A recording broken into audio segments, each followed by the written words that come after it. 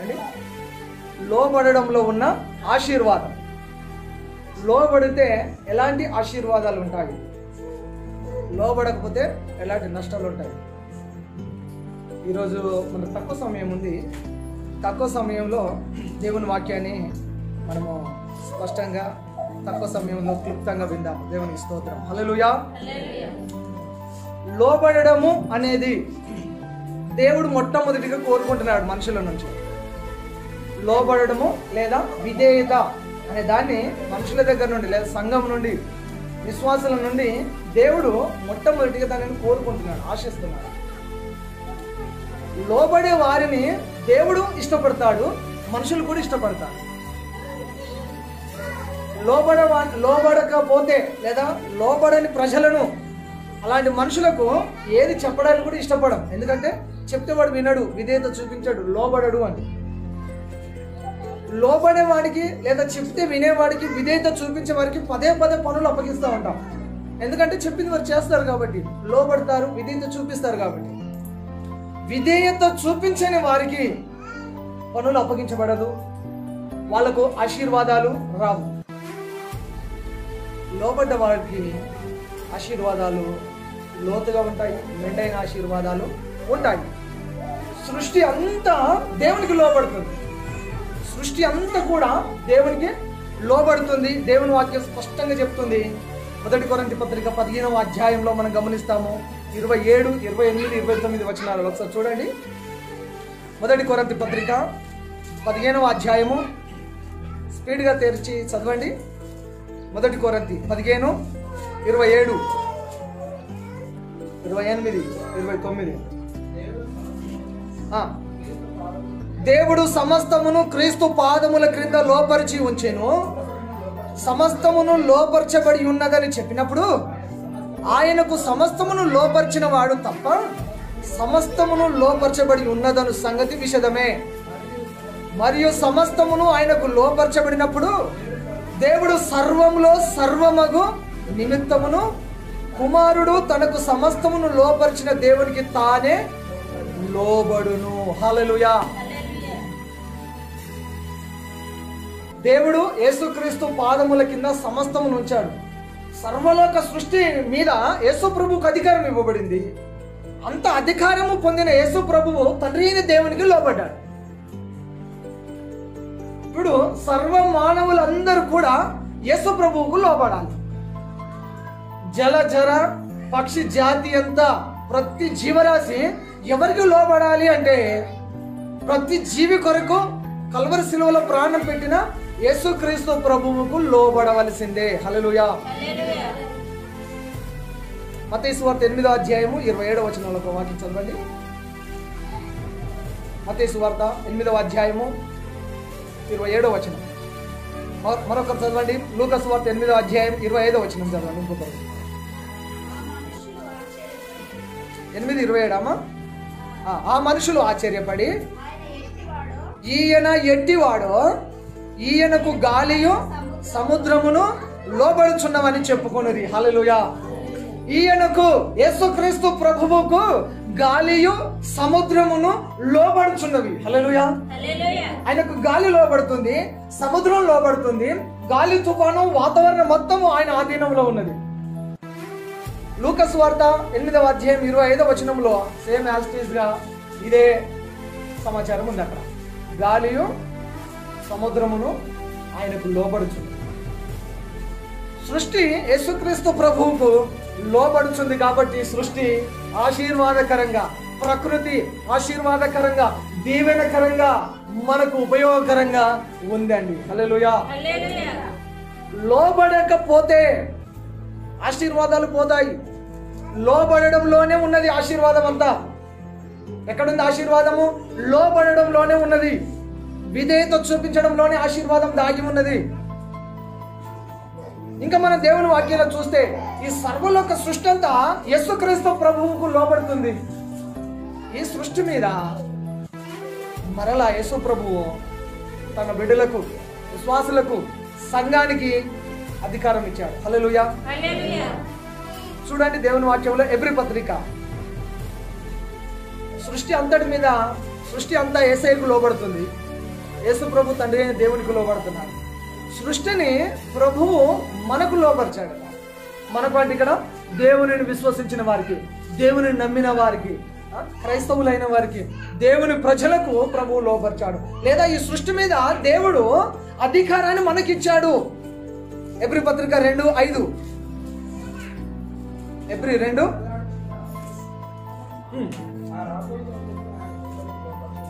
దూతలకు లోపరచలేదు,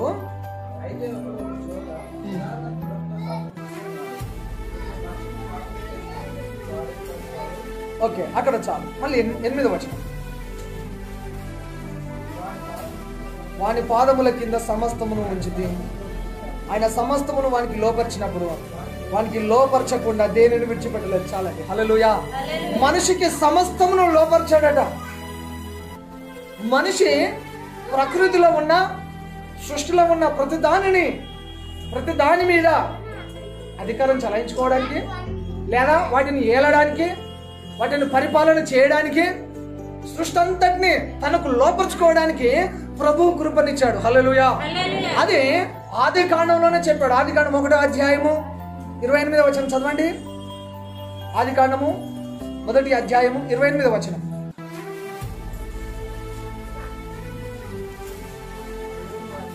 దేవుడు వారిని ఆశీర్వదించెను, ఎట్లనగా మీరు ఫలించి అభివృద్ధి పొంది విస్తరించి భూమిని నిండించి దానిని లోపరుచుకొనుడి. హల్లెలూయా. మీరు ఫలించండి, విస్తరించండి, అభివృద్ధి చెందండి, భూమిని నిండించి ఆ భూమిని మీరు లోపరుచుకోనండి. హల్లెలూయా. దేవుడు నీకు లోపరిచాడు.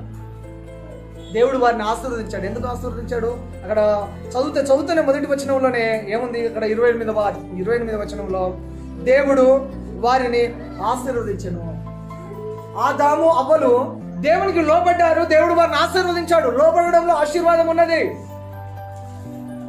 వారిని ఆశీర్వదించి సృష్టిని, ప్రకృతిని వారికి లోపరచాడు. మీరు భూమిని నిండించి దాన్ని లోపరుచుకొనుడి అని చెప్పాడు యేసయ్య. మనమేమో పోటీ చేస్తాం, విధేయత చూపించాం, తిరుగుబాటు చేస్తాము. ముఖ్య వచనం చదివాం కదా, తిరుగుబాటు చేయుట, సోద చెప్పుట అది పాపము. పాపమని లోబడుటకు బదులు ఏం చేస్తున్నారు మనుషులంతా? తిరుగుబాటు, ఎదురు తిరగడం, తిరుగుబాటు స్వభావం. ఆశీర్వాదం ఎక్కడ పోతుంది? నీ తిరుగుబాటులో ఆశీర్వాదం పోతుంది. హల్లెలూయా. ఆశీర్వాదం ఎక్కడున్నది అంటే లోబడడంలోనే ఉన్నది ఆశీర్వాదం. మరి అలాంటి ఆశీర్వాదం పొందాలంటే మనం ఏం చేయాలి చెప్పండి? ఏం చేయాలి? లోబడాలండి. ఏం చేయాలి? లోబడాలి. ఆశీర్వాదం పొందాలంటే ఏం చేయాలి? లోబడాలి. నేను ఒక 3-4 విషయాలు చెప్పి నేను క్లోజ్ చేస్తాను. ఇక్కడ ఆశీర్వాదాన్ని పొందాలి అంటే లోబడాలి. మొట్టమొదటిగా నిన్ను నీవు లోపరుచుకోవాలి. ఎవరిని లోపరుచుకోవాలి? మొట్టమొదట నిన్ను నీవు నీ కంట్రోల్లోనికి తెచ్చుకోవాలి. నీవు ఆశీర్వదించబడాలి అంటే నీ శరీరం నీ కంట్రోల్లోనికి రావాలి. నీ శరీరాన్ని నువ్వు లోపరుచుకోవాలి. ఎందుకు లోపరుచుకోకపోతే శరీరం నేను ఏం చేస్తుంది? ఆశీర్వాదానికి దూరంగా తీసుకొని వెళ్తుంది. చదువుతారా? దేవుని వాక్యం చదవండి, చూడండి. యాకోబు పత్రిక 3వ అధ్యాయం 3వ వచనం. యాకోబు పత్రిక, స్పీడ్గా తెరవండి.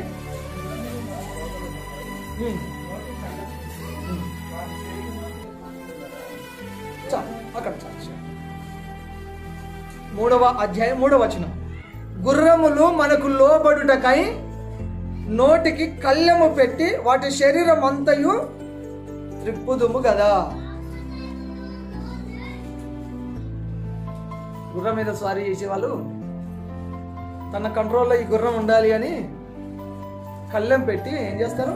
కళ్ళెం వేసి పట్టుకుంటారు. దాన్ని వారి స్వాధీనంలో పెట్టుకుంటారు. స్పీడ్ వెళ్ళమంటే స్పీడ్గా వెళ్తుంది, స్లో వెళ్ళమంటే స్లో వెళ్తుంది, ఆగు అంటే ఆగుతుంది. కళ్ళెం పెట్టి లాగినప్పుడు బ్రేక్ చేసినట్టు. గుర్రమును మొత్తం కంట్రోల్ చేయడానికి దానికి కళ్ళెం పెడతాం. మరి మనిషిని అంతటిని కంట్రోల్ చేయడానికి ఏం ఏం ఏం చేయాలి? ఏం చేయాలి? మనకు కూడా ఒక కళ్ళెం కావాలా? ఇప్పుడు నిన్ను నీవు లోపరుచుకో, లేదా నిన్ను నువ్వు కంట్రోల్ చేసుకో అని చెప్పినప్పుడు, ఇప్పుడు గుర్రంకి అయితేనేమో కళ్ళెం పెడతాము ఇలా పట్టుకుంటా. మరి మనిషికి దావీదు అంటున్నాడు, నీ నోటికి చిక్కం పెట్టుకోండి. హల్లెలూయా. ఏం చేయాలి? నోటికి చిక్కం పెట్టుకోవాలి. శరీరాన్ని సుఖపెట్టి శరీరాశలు నెరవేర్చుకుంటే అది నాశనానికి దారి తీస్తుంది. కాబట్టి నీ శరీరాన్ని లోపరుచుకో. మొట్టమొదటిగా నీవు ఆశీర్వదించబడాలంటే నీ శరీరాన్ని కంట్రోల్లోకి తీసుకోవాలి, నీ శరీరాన్ని లోపరుచుకోవాలి. అపోస్తలుడైన పౌలు అంటున్నాడు చూడండి, 1 కొరింథీ పత్రిక 9:27.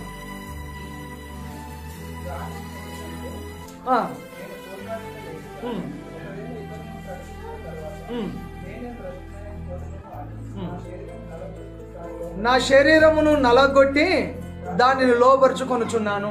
నా శరీరమును నలగొట్టి దానిని నేను లోపరుచుకొనుచున్నాను పౌలు చెప్తున్నాడండి సంఘానికి. ఆయన గురించి చెప్తున్నాడు. మీ శరీరాలు నలగొట్టుకోండి అని డైరెక్ట్ చెప్తలేదు. నా శరీరాన్ని నేను నలగొట్టుకుంటున్నాను, దాన్ని లోపరుచుకుంటున్నాను, నా శరీరం నా కంట్రోల్లో పెట్టుకుంటున్నాను. ఆ విషయం విన్నప్పుడు ఇప్పుడు కొరింథీ సంఘస్థులు ఏం చేస్తారు? అయ్యో మేము కూడా మా శరీరాన్ని మా కంట్రోల్లోకి తీసుకోవాలి, మా శరీరాన్ని లోపరుచుకోవాలి, లేకపోతే శరీరం ద్వారా మేము పాపంకు గురి అయిపోయి నాశనానికి వెళ్ళిపోతాము, ఆశీర్వాదాలు కోల్పోతాము. శరీరమును నలగొట్టుకొని లోపరుచుకొనుచున్నాను. నీ శరీరాన్ని నీ కంట్రోల్లోకి తీసుకోగలిగితే అప్పుడు లోబడడం మనకు నేర్చుకుంటాం. లోబడడం మనకు వస్తుంది. కొంతమంది అసలు బెండే గారు అంటే వంగలేరు, డౌన్ గారు, అహం, గర్వం, హోదాను బట్టి, మనీని బట్టి, డబ్బును బట్టి, ప్రాపర్టీని బట్టి అసలు బెండే కారు. అతిశయము, గర్వము ఇవన్నీ. కానీ నీ శరీరమును నువ్వు లోపరుచుకోగలిగితే ఫ్లెక్సిబుల్గా అయిపోవాలి. ఎలా అంటే అలా నీ శరీరం ఏది చెప్తే అది వినేటట్టుగా నీ కంట్రోల్లోనికి రాగలిగితే అప్పుడు మనం లోబడగలుగుతాము. అప్పుడు మనము లోబడితే ఆశీర్వాదాలు పొందుతాం. దేవునికి స్తోత్రం. హల్లెలూయా, హల్లెలూయా. తర్వాత ఇంకొక వాక్యం చూడండి, హెబ్రీ పత్రిక 2వ అధ్యాయము 15వ వచనం. హెబ్రీ పత్రిక 4 విషయాలు చెప్తానన్నాను. మొదటి విషయం చెప్తున్నాను, నిన్ను నీవు స్వాధీనపరచుకో, లేదా నీ శరీరాన్ని నీవు లోపరుచుకోవాలి, నిన్ను నీవు లోపరుచుకోవాలి అనే పాయింట్ మీద వింటున్నాము. అది మొదటిది. హెబ్రీ 2:15.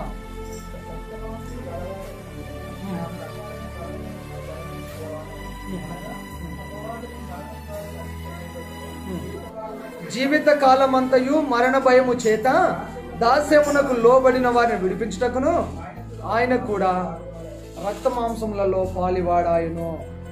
మరణ భయము చేత దాస్యమునకు లోబడిన శరీరములను యేసయ్య విడిపించడానికి మనం మరణ భయము చేత దాస్యానికి, పాపానికి లోబడ్డాము. ఎన్నో పాపములకు, మరణానికి సంబంధించిన పాపములకు లోబడిన మనల్ని అందరినీ యేసుక్రీస్తు ప్రభువు విడిపించుట కొరకు ఆయన కూడా మానవుడిగా పుట్టి కల్వరి శిలువలో ప్రాణం పెట్టాల్సి వచ్చింది. హల్లెలూయా.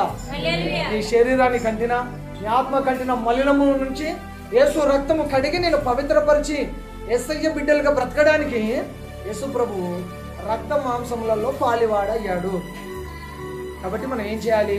నువ్వు ఆశీర్వదించబడాలంటే నీ శరీరాన్ని నీవు లోపరుచుకోవాలి. ఒకటి. రెండవది చదవండి, ఎఫెసీ పత్రిక 5:22. 5:22. ఎఫెసీ 5:22.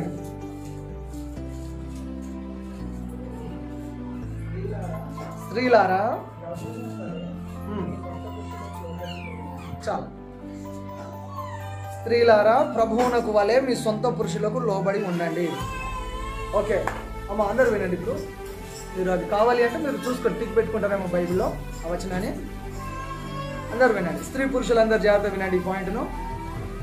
వాక్యము ఈరోజు మనం వింటున్న అంశము పాఠ్యం ఏంటంటే లోబడుటలో ఆశీర్వాదం ఉన్నది. ఒకటి, నీ శరీరం నువ్వు లోపరుచుకోవాలి, అది ఆశీర్వాదం. రెండవది, స్త్రీలు తమ భర్తలకు లోబడాలి, అది ఆశీర్వాదం. ఇప్పుడు స్త్రీలకు చెప్పావు పురుషులకు లోబడాలి లేదా భర్తకు లోబడాలి అని చెప్పావు, అది ఆశీర్వాదం అన్నావు, ఓకే.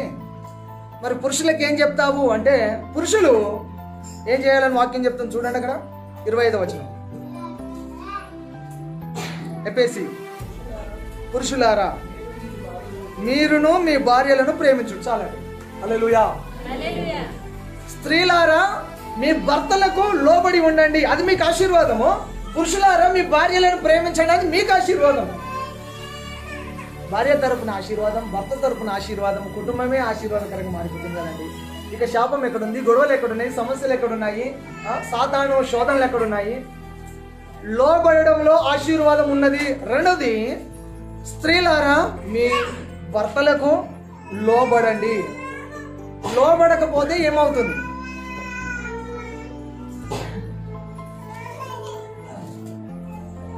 ఇప్పుడు స్త్రీలందరినీ నా సైడ్ చూడండి అమ్మా, నా సైడ్ చూడండి, సైడ్ చూడండి. ఇప్పుడు మీ భర్తలకు లోబడకపోతే ఏమవుతుంది? గొడవలు వస్తాయి. వెరీ గుడ్, గొడవలు వస్తాయి. ఇంకా మీ భర్తకు లోబడకపోతే ఏమైతుంది? ఏం జరుగుతుంది సార్ చెప్పండి అమ్మా. ఒకటే అందరు గొడవలేనా? ఒకరి దగ్గర ఒక్కొక్క రకంగా సమాధానం రావాలి, లేదా ఒక్కొక్కరి విధానంలో ఒక్కొక్క విధానంలో జరుగుతూ ఉంటుంది. మీరు లోపడలేదంట, మరి లోపడకపోతే ఏం చేస్తారు? తిరుగుబాటు చేస్తాం,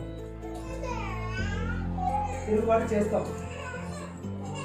ఓకే, తిరుగుబాటు చేస్తాం. తిరుగుబాటు చేసి ఏం జరుగుతుంది? దెబ్బలు పడుతుంది. ఓకేనా?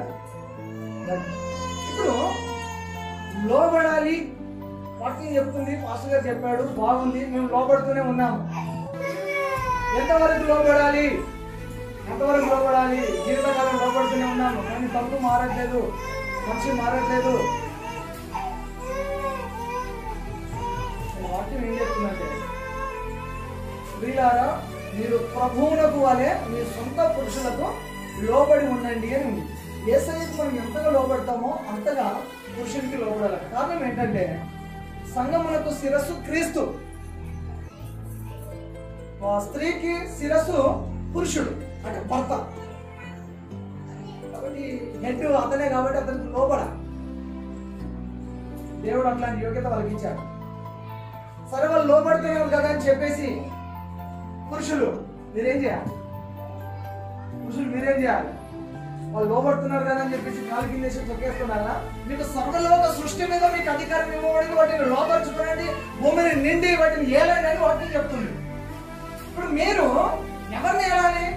సృష్టి అంతని ఏలండి అని చెప్తున్న వాక్యము, మీరేమో వారిని హింసిస్తా ఉన్నారు.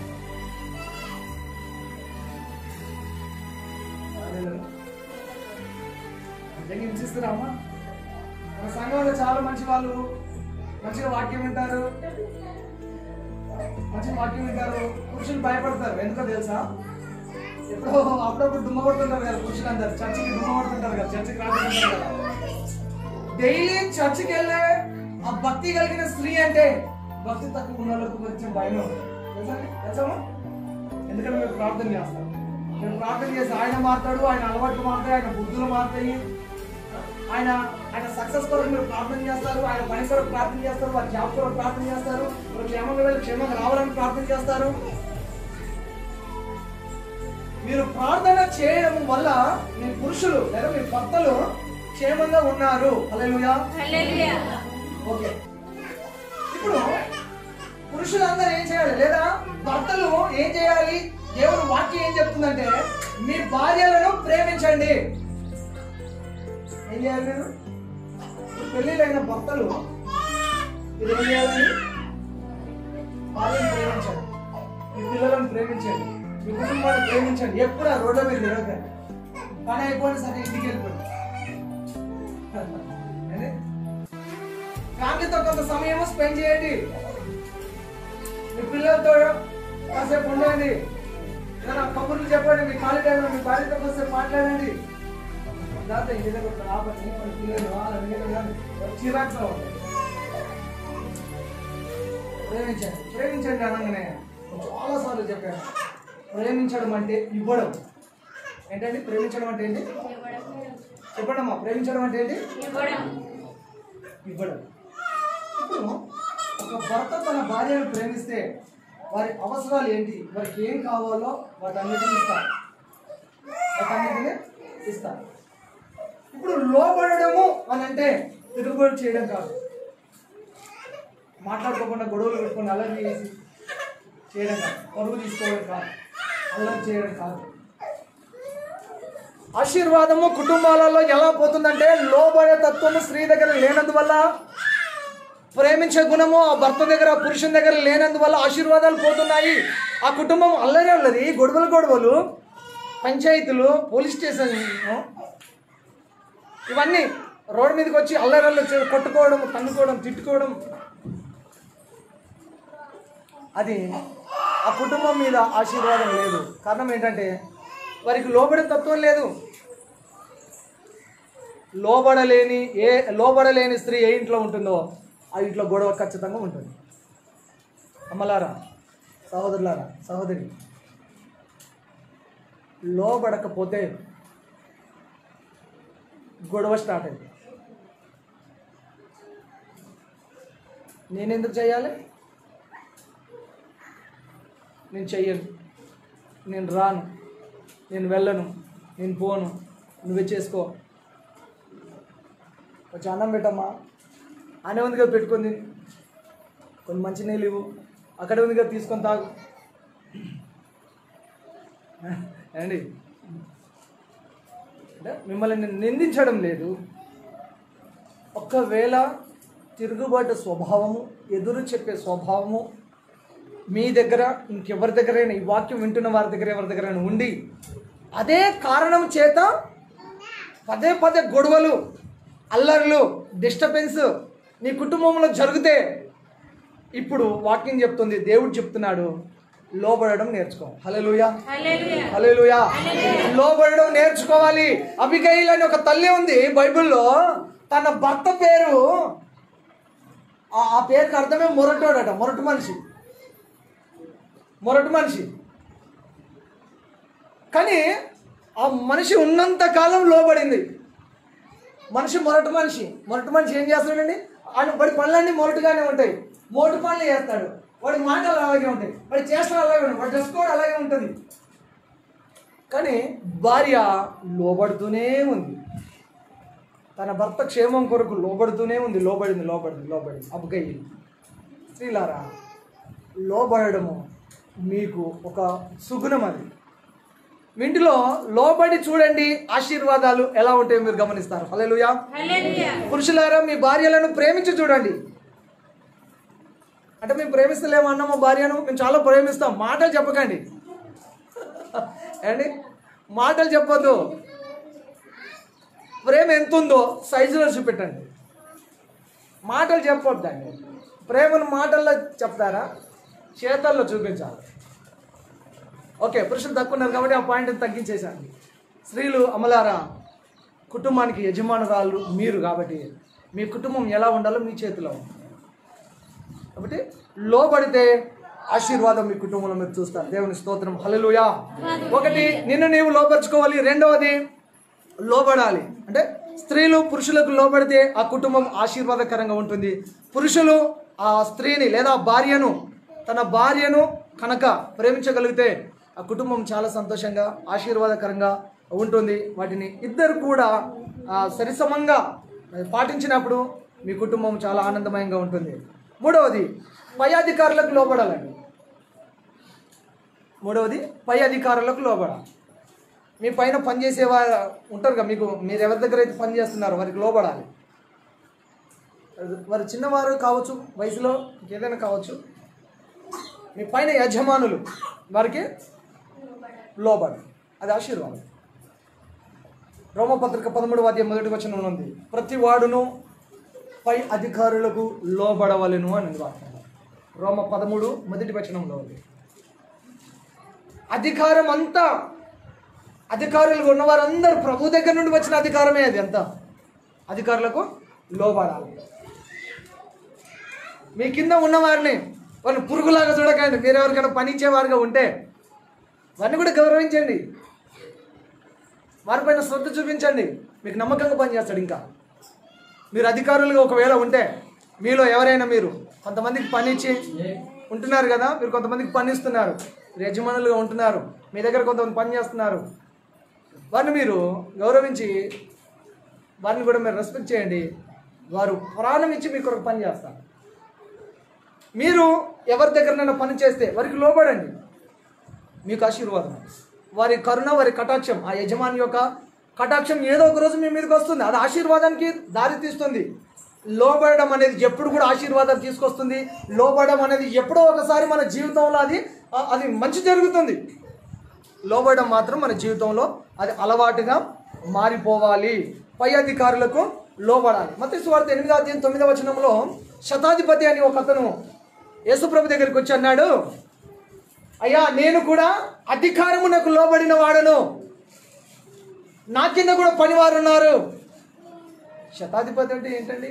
100 మంది సైనికులకు ఆయన అధిపతిగా ఉన్నాడు. అతను అధికారంలో ఉన్నాడు, కానీ యేసుప్రభు దగ్గరికి వచ్చి లోబడ్డాడు. ఆయన లోబడము తన దాసునికి మేలు జరిగింది. అంటే తన ముఖ్య పనివాడు, ఎంత ముఖ్య పనివాడు అయితే ఆయన యేసుప్రభు దగ్గరికి వస్తాడు. అంత దూరం ఒకరిని పొమ్మంటే పోతాడు, ఒకటి రమ్మంటే వస్తాడు. నా దగ్గర సైనికులు ఉన్నారు, కానీ నేనే స్వయంగా వచ్చాను, నేను కూడా సహా అధికారమునకు లోబడినవాడు. నువ్వు ఇప్పుడు పైవాడివి, ఈ దాసుని పక్షవాయంతో బాధపడుతున్న ఈ దాసుని బాగు చేయడానికి, నా పనివాడిని బాగు చేయడానికి నువ్వు అర్హుడువు కాబట్టి అని చెప్పి తను యేసయ్యకు లోబడే ఆ విధానము మనం గమనిస్తాం. వారి విధానంలో వారు లోబడుతూ ఉన్నారు. లోబడడం ఎప్పుడు అది ఆశీర్వాదమే. చివరిగా చదవండి హెబ్రీ పత్రిక. ఈ వాక్యం చదివి నేను ముందుకు ప్రార్థన చేస్తాను. హెబ్రీ 13:17 హెబ్రీ 13 మీ పైని నాయకులుగా ఉన్నవారు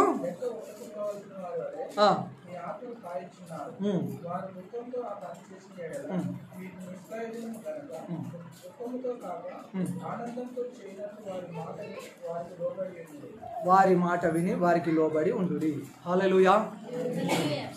చివరిది 4వది, నీ సేవకునికి లోబడాలి. అక్కడ ఏమనుంది వాక్యంలో? నేను చదువుతాను, మీరు ఒకసారి చూడండి. 17 మీ పైని నాయకులుగా ఉన్నవారు లెక్క ఒప్పచెప్పవలసిన వారి వలె మీ ఆత్మలను కాయుచున్నారు. వారు దుఃఖముతో ఆ పని చేసిన ఎడల మీకు నిష్ప్రయోజనం కనుక దుఃఖంతో కాక ఆనందంతో చేయనట్లు వారి మాట విని వారికి లోబడండి. మిమ్మల్ని కాయుచున్న మీ సేవకుడు మీ ఆత్మల గురించి లెక్క దేవునికి అప్పచెప్పాలి. అండి ఇక్కడ సంఘంలో ఉన్న మీ అందరి గురించిన లెక్క మీకు సేవకుడిగా నేను అప్పగించాలి. నేను లెక్క అప్పచెప్పవలసిన వాడిగా ఉండి మీకు పరిచర్య చేయించున్నాను, ఆత్మలను కాయుచున్నాను. ఈ పరిచర్యను దుఃఖముతో చేస్తే, నేను దుఃఖముతో బాధపడుతూ ఏడుస్తూ మీ మధ్యలో సేవ చేస్తే మీకు నిష్ప్రయోజనం. దుఃఖముతో కాకుండా ఆనందముతో పరిచర్య చేయనట్లు సేవకుని మాట విని సేవకునికి లోబడాలి. హల్లెలూయా. లోబడితే ఆశీర్వాదం, లోబడితే ఆశీర్వాదం. మరి లోబడకపోతే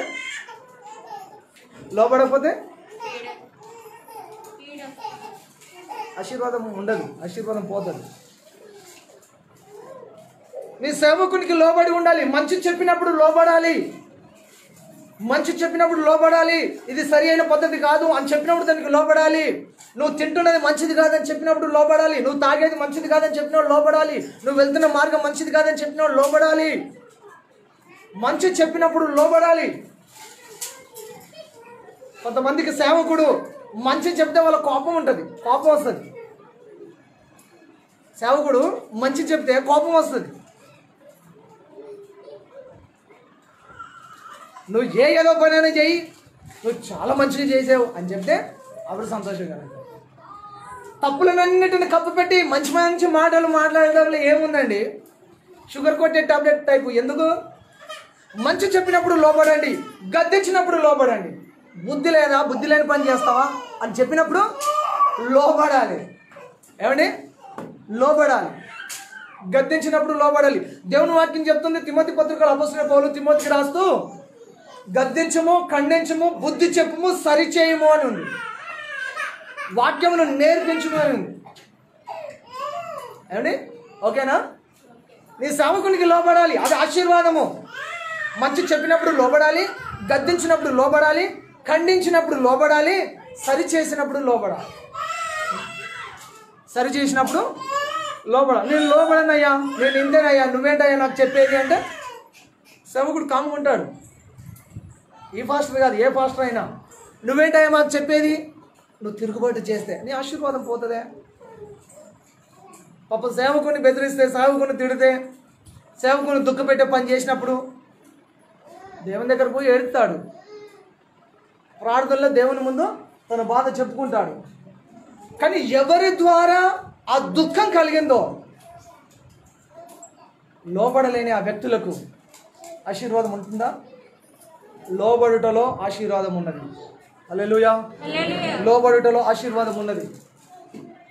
లోబడలేదు. మొట్టమొదట చదివిన మన వాక్యం 1 సమూయేలు గ్రంథం 15:22లో లోబడలేదు సౌలు, మాట వినలేదు సౌలు. సేవకుడు సమూయేలు వచ్చి చెప్పాడు, వినలేదు. గద్దించాడు, వినలేదు. సరిచేయడానికి ట్రై చేశాడు, వినలేదు. దేవుని ఆజ్ఞలను మీరాడు. సొంత ఆలోచన ఎప్పుడైతే స్టార్ట్ అయిందో, అహం ఎప్పుడైతే స్టార్ట్ అయిపోయిందో, సేవకుడు బాధపడని, సమూయేలు బాధపడని, దేవుడు పడని, ఎవరైనా బాధపడని, నాకేంటయ్యా అనుకున్నాడు. తన సొంత శరీరాన్ని లోపరుచుకోలేకపోయాడు. దేవునికి లోబడడం మర్చిపోయాడు. పై అధికారులకు లోబడలేకపోయాడు. సౌలు ఏం చేశాడు? తాను చేయకూడని పనిని బలి అర్పించాడు. అది శత్రు శేషంలో మిగిల్చుకున్న మంచి మంచి కోడెలను, దూడలను తీసుకొని వచ్చి దేవునికి బలి అర్పించాడు. ఆ బలి వ్యర్థమైపోయింది. ఆయన ఉద్దేశాలు అవన్నీ కూడా తృణీకరించబడ్డాయి. దేవుడు ఆయనను విసర్జించాడు. హల్లెలూయా. రాజు అయిన సౌలును, ఇశ్రాయేలీయులకు మొట్టమొదటి రాజు సౌలు చాలా ప్రత్యేకమైన వాడిగా ఉండేవాడు. దేవుడు చాలా ప్రత్యేక విధానంలో ఆయనను వాడుకున్నాడు. చాలా ప్రత్యేక విధానంలో ఆయనను ఆశీర్వదించాడు. ఆయన ద్వారా గొప్ప గొప్ప ఘనకార్యాలను, గొప్ప గొప్ప యుద్ధాలను దేవుడు జరిగించాడు. కానీ చివరిలో తన పతనము ఎక్కడ స్టార్ట్ అయిందంటే లోబడకపోవడం ద్వారా పతనం అయిపోయాడు. ప్రియమైన సహోదరి సహోదరులారా, మన జీవితంలో లోబడే విషయంలో ఏంటి? మనం ఏంటి? ఎంతవరకు దేవునికి లోబడుతున్నాం? ఎంతవరకు దేవుని వాక్యానికి లోబడుతున్నాం? ఎంతవరకు సంఘానికి, సంఘ కార్యక్రమానికి లోబడుతున్నాం? ఎంతవరకు సేవకునికి లోబడుతున్నాము? స్త్రీలారా, ఎంతవరకు మీ పురుషులకు, మీ భర్తలకు లోబడుతున్నారు? పురుషులారా, ఎంతవరకు మీ భార్యలను ప్రేమించి నీ కుటుంబాన్ని ప్రేమగల కుటుంబంగా, ఆశీర్వదించబడిన కుటుంబంగా మలుచుకుంటున్నారు? పనివారులారా, మీ పైన వారికి ఎంతమందికి లోబడుతున్నారు? మీ అధికారులకు ఎంతవరకు మీరు లోబడుతున్నారు? లోబడకపోతే ఆశీర్వాదం లేదు. లోబడుటలోని ఆశీర్వాదము చాలా ఉన్నది. కాబట్టి దేవుని దగ్గర నుండి మనం విసర్జించబడక మునిపే, సౌలు లాంటి పరిస్థితి రాక మునిపే, పొట్టేల క్రొవ్వు లేదా బలులు అర్పించడం కంటే మాట వినట శ్రేష్టమని, లోబడడం శ్రేష్టం. అంటే ఇక్కడ బలులు అర్పించడము, కోడలు కోయడం, మేకలు కోయడం కాదండి. మాట వినడం శ్రేష్టం, లోబడడం శ్రేష్టం. లోబడడంలో ఆశీర్వాదం ఉన్నది. కాబట్టి ఈ సమయంలో మనం అందరం గమనించాల్సింది ఏంటంటే, ప్రభువా, నేను నీకు లోబడతా, నేను నీకు లోబడతా. నీకు లోబడకుండా ఎన్నోసార్లు నేను తిరుగుబాటు చేశాను. తిరుగుబాటు చేయుట అది పాపం. సోద చెప్పుట అది మాయ విగ్రహం, గృహదేవతలను పూజించడంతో సమానం. అవన్నీ చేశాడు. కాబట్టి ఆయన దేవుడు విసర్జించాడు. మనం కూడా దేవుని దగ్గర నుండి విసర్జించబడక మునుపు, తృణీకరింపబడక మునుపు దేవునికి లోబడదాం, ఆయన ఆజ్ఞలకు లోబడదాం, ఆయన సంఘానికి లోబడదాం, సేవకునికి లోబడదాం. సేవకుడు దుఃఖంతో మన మధ్యలో పరిచర్య చేయదు, ఆయన ఆనందంతో పరిచర్య చేయాలి. అది మనకు ఆశీర్వాదం. కాబట్టి నీ సేవకునికి లోబాడు. మంచి చెప్పినప్పుడు లోబాడు, గద్దించినప్పుడు లోబాడు, ఖండించినప్పుడు లోబాడు, సరి చేసినప్పుడు లోబాడు. నీ మంచి కోరే నీ సేవకుడు చెప్తాడు, నేను ఏదో నష్టంలో పెట్టాలని, నేను నష్టపరచాలని, నేను ఏదో చీకట్లోనికి అగాధంలోనికి నెట్టివేసే కుట్రలు కుతంత్రాలు నీ సేవకుడు చేయడండి. నీ బాగు కొరకు, నీ మంచి కొరకు, నీ ఆశీర్వాదం కొరకు చాలా చేస్తాడు. కాబట్టి నీ సేవకునికి లోబడడం నేర్చుకో. ప్రార్థన చేసుకుందాం.